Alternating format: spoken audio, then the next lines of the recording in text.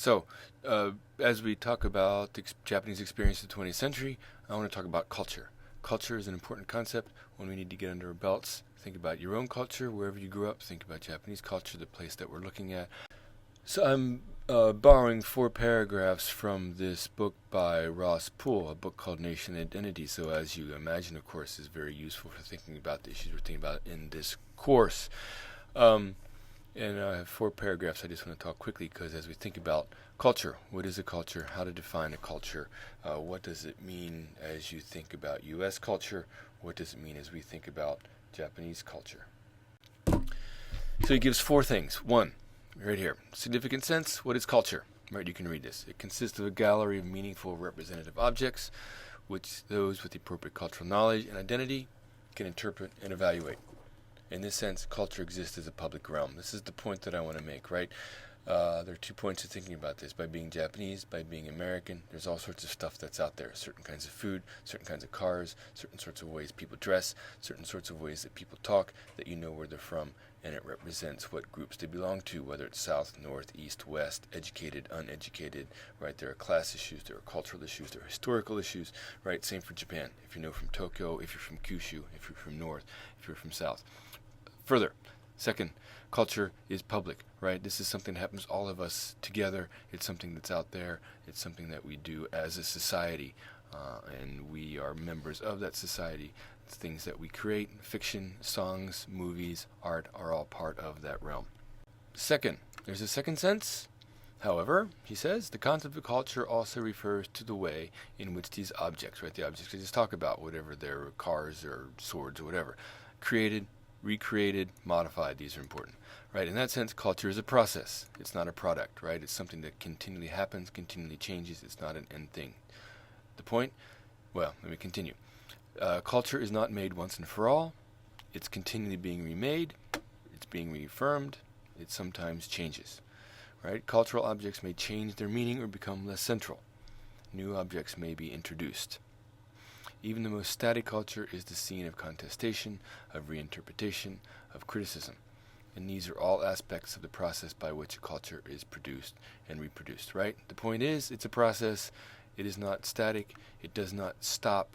Japanese culture is not today, is not Japanese culture of 1950s, is not the culture of 1880s. Woodblock prints of 1910 feel as old as scenes from black and white New York photographs do to you, right? Think of words that your parents, your grandparents use that are obviously meaning very different things to you. The same is true for Japan, right? I want us to please remember this. Think about what this must mean then.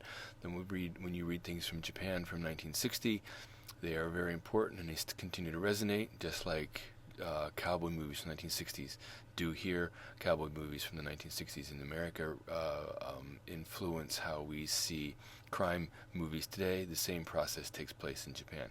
A movie like Godzilla in 1950s Japan also influences contemporary events and how we think about things, but the Japan of 1950s Godzilla film is not the Japan of today. Entirely. In some ways it is, in some ways it's not. The point, again, it's a process. Culture is a process. It's not made once and for all. It's not static. Things change. There's a third sense that he talks about, right? This is the way how the concept of culture refers to the process by which people acquire the knowledge, right? If in the last paragraph it was that culture is process, here it's thinking about how that knowledge is acquired. How do we learn what it means to be American or Kentuckian or Southern or Northern or Japanese, whatever, right? It's the process that allows us people to understand the various cultural artifacts and recognize them as their own, right? You see, the things that cowboy hats have a very different meaning here than they do in Argentina, right? The scene of cowboy hats in American films you can recognize as your own in ways that look very different to other places. Think about what happens when American movies travel abroad. Keep this in mind as you watch Japanese movies, that things that are obvious to the Japanese audience, the intended audience, are going to be different for you.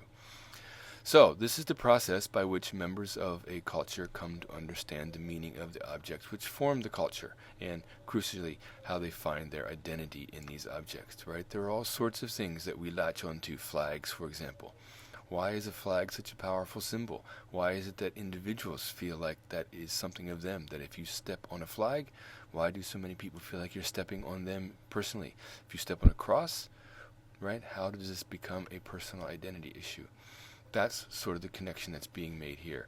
It's the process of knowledge. How does it get handed down from parents to children, from within our schools, within our communities, within our songs, within our movies we watch, within the stories we read, right? How is it that we as individuals come to so closely be identified with those objects, all as part of culture that's moving and changing?